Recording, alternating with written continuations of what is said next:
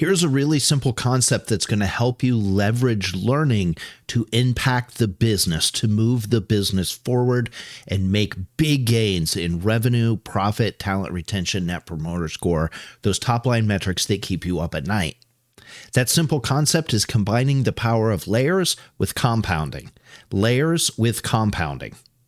Layered learning simply refers to the idea that learning is delivered throughout the organization, scaled to the needs. In other words, you have full-blown learning programs, you have short boot camps, you have standalone sessions, you have micro-learning video libraries, you have infographics, you have scaled targeted training based on the needs of the individuals, and it's layered throughout the organization.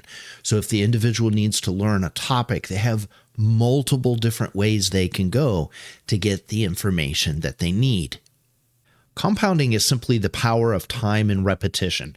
Learners are going back to those different layers of learning that are appropriate for their needs at the time, but that learning is spread out over a greater period of time.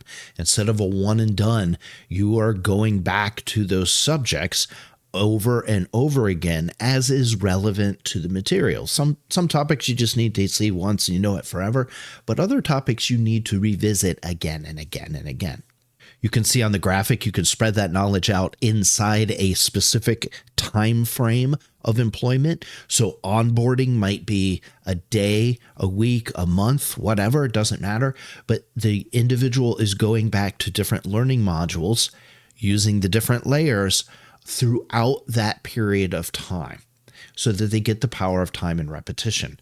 So you can compound across a specific time period, or you can see on the chart as you graduate from the onboarding period to job skills specific training, and then you spend some time in role and you grow, you go into the ongoing development process, again, growing, developing, increasing your capabilities and capacities.